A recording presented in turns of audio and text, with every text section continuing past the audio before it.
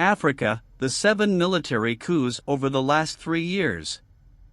Africa has experienced 7 coups since August 2020, before the one underway on Wednesday in Gabon, Niger, Burkina Faso, Sudan, Guinea, and Mali. What drives coups?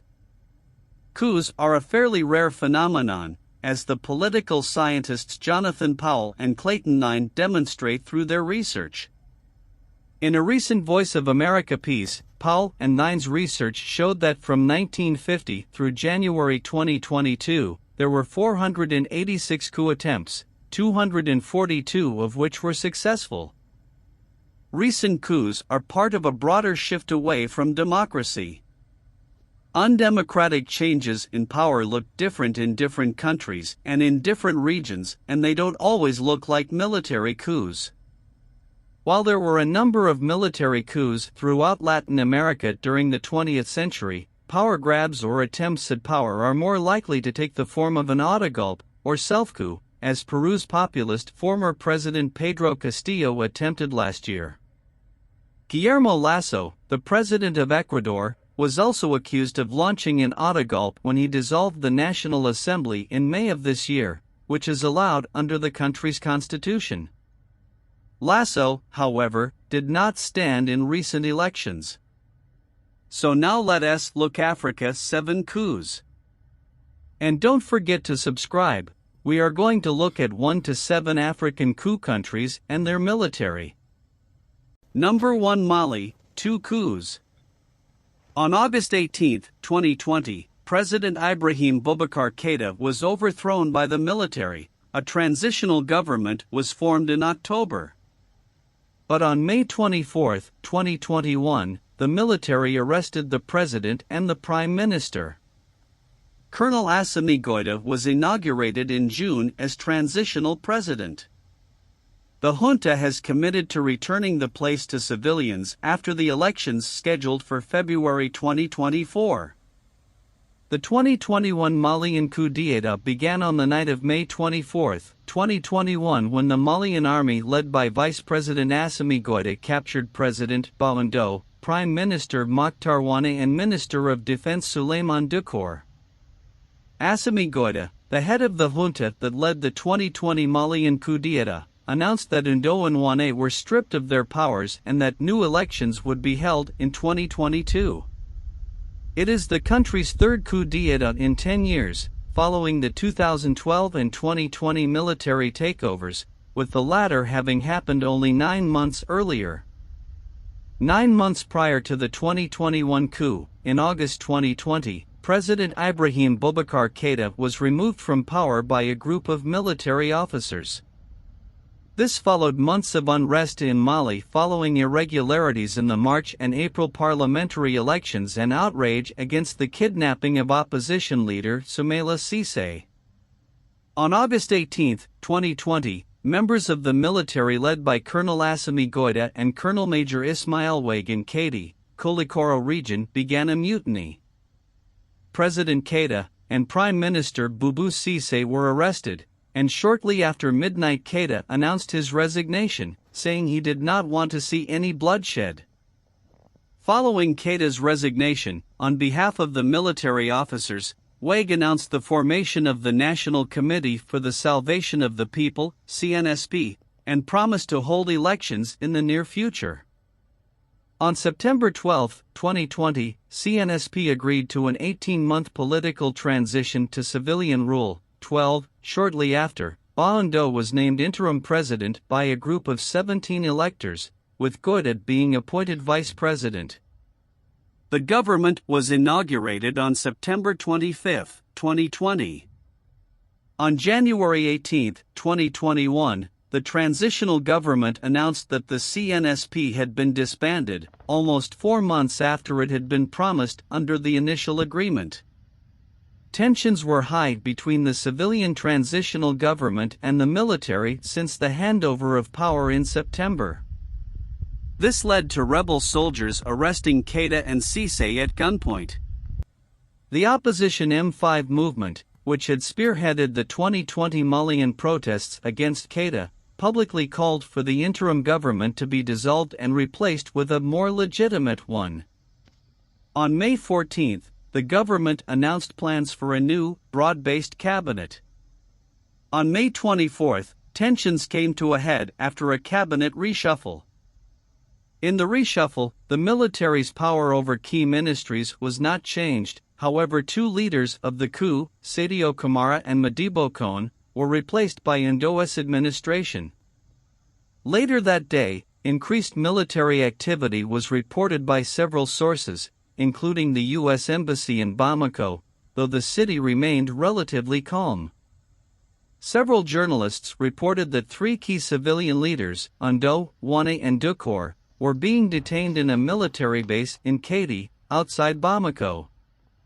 In a public television statement, Goïta announced that Ndo and Wane were stripped of their powers because they tried to sabotage the transition, which Goïta said would proceed as normally. Goïta, a vice president in the interim administration, said that he should have been consulted on the cabinet shuffle, which he described as a breach of the transitional charter drawn up by the military junta after the coup. Goïta also promised that new elections would be held in 2022. On June 7, 2022, it was announced that the transition to democracy will be delayed for another 2 years. The interim president, Colonel Assimi Goïta, signed a decree prolonging the military rule. Number 2, Guinea-Conakry. On September 5, 2021, President of Guinea Alpha Condé was captured by the country's armed forces in a coup d'état after gunfire in the capital, Conakry. Special Forces Commander Mamadi Doumbouya released a broadcast on state television announcing the dissolution of the constitution and government. After several decades of authoritarian rule in Guinea, Condé was the country's first democratically elected leader. During his time in office, Guinea used its rich natural resources to improve the economy, but the bulk of the country's population has not felt its effects. In 2020, Condé changed the constitution by referendum to allow himself to secure a third term, a controversial change which spurred the 2019 to 2020 Guinean protests. During the last year of the second term and his third term, Condé cracked down on protests and on opposition candidates, some of which died in prison, while the government struggled to contain price increases in basic commodities. In August 2021, in an attempt to balance the budget, Guinea announced tax hikes, slashed spending on the police and the military, and increased funding for the office of the President and National Assembly. The coup began on the morning of September 5, when the Republic of Guinea armed forces surrounded Sékou Touré presidential palace and cordoned off the wider government district. After a shootout with pro-government forces, the mutineers, who appear to be led by Doumbouya, took Condé hostage, announced the dissolution of the government and its institutions, annulled the constitution, and sealed off the borders. While local politicians have not explicitly opposed or supported the coup, the takeover was met with almost universal disapproval of foreign countries, which have called for the coup to stop, for the prisoners to be released and for constitutional order to return. Number 3, Sudan. And on October 25, 2021, the Sudanese military, led by General Abdel Fattah al-Burhan, took control of the government of Sudan in a military coup. At least 5 senior government figures were initially detained. Civilian Prime Minister Abdallah Hamdok refused to declare support for the coup and on October 25 called for popular resistance. He was confined to house arrest on 26 October. 9 internet outages were reported.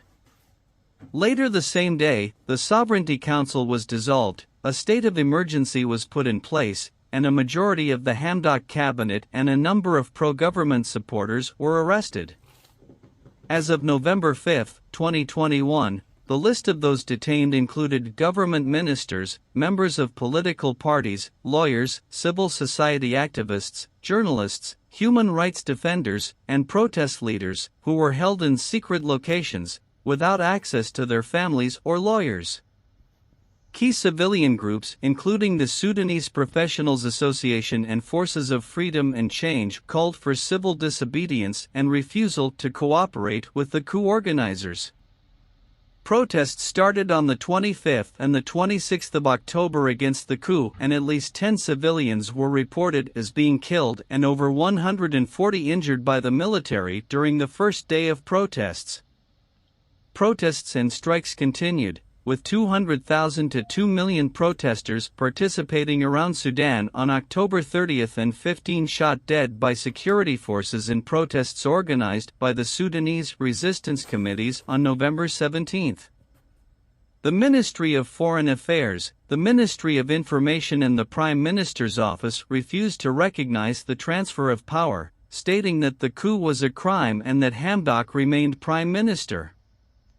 On October 26, the African Union suspended Sudan's membership, pending a return to power of the Hamdok government.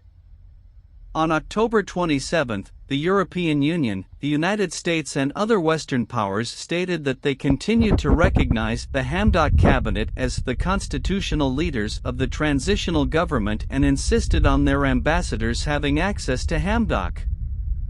Faced with internal and international resistance, al-Burhan declared his willingness to restore the Hamdok cabinet on October 28, although the deposed prime minister declined this initial offer, making any further dialogue conditional on the full restoration of the pre-coup system. On November 21, 2021, Hamdok and al-Burhan signed a 14-point deal that reinstated Hamdok as prime minister and stated that all political prisoners would be freed. Civilian groups, including Forces for Freedom and Change and the Sudanese Professionals Association, rejected the deal, refusing continued power sharing with the military.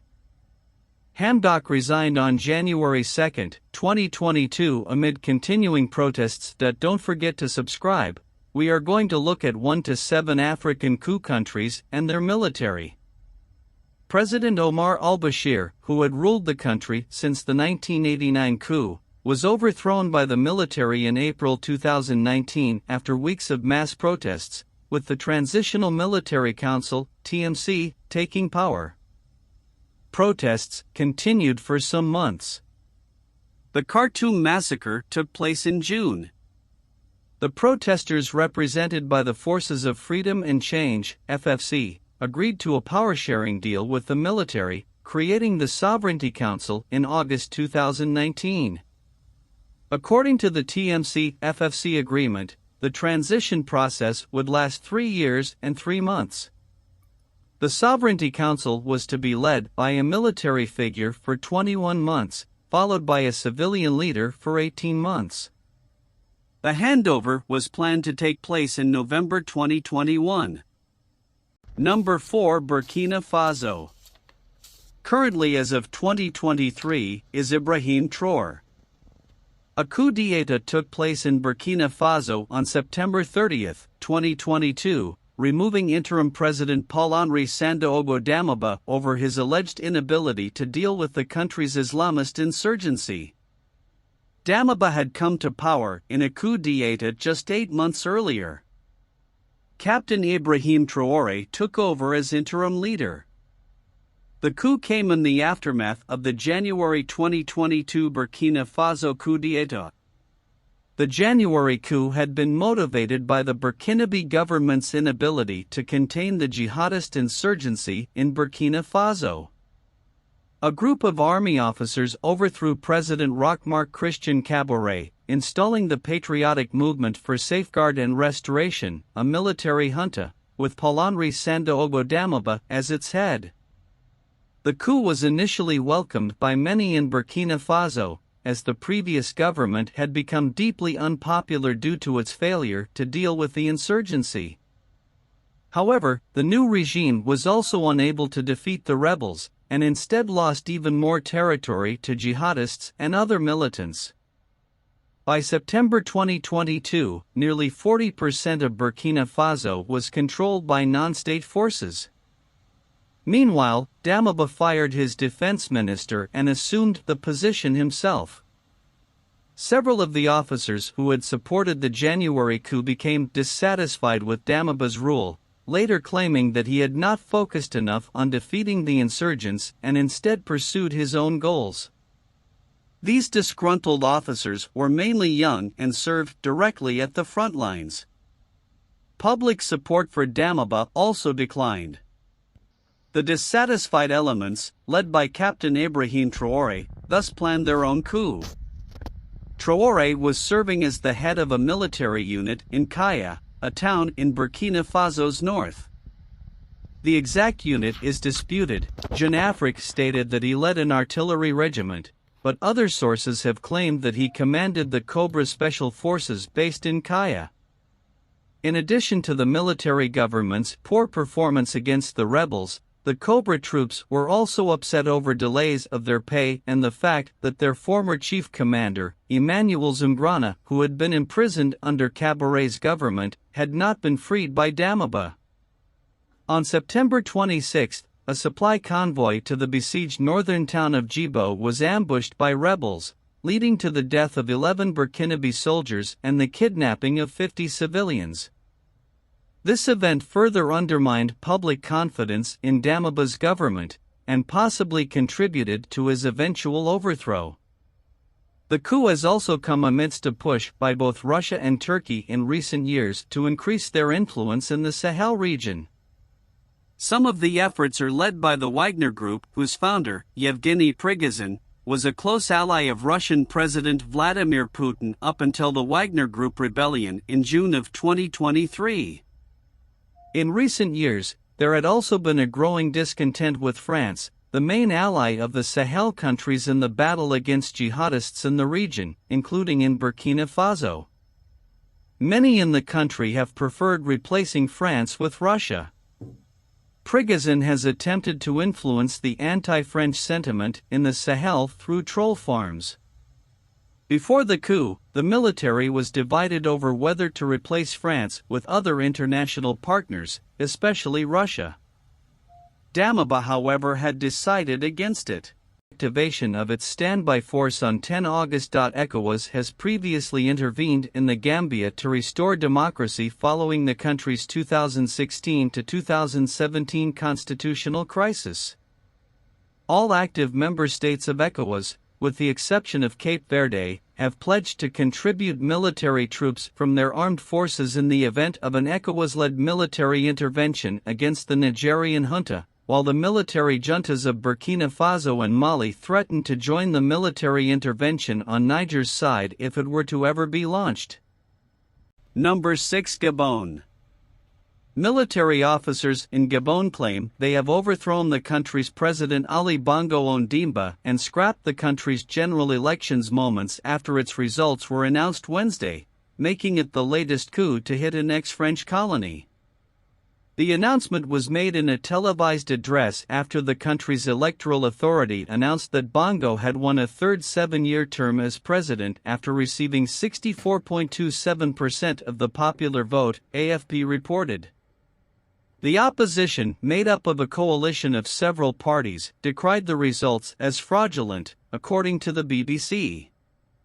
In their televised address, the military leaders of the coup said they were putting an end to the current regime and had dissolved all the institutions of the republic, including the government, the national legislature, and the country's constitutional court. The junta said it will also be shutting down the Central African nations' borders until further notice. Bongo has been placed under house arrest and one of his sons has been arrested on treason charges, according to the junta's leaders. Several foreign countries, including Russia, China, and France, have expressed concern about the coup, with Beijing urging the coup's leaders to ensure Bongo's safety, BBC reported. And please subscribe. Thank you.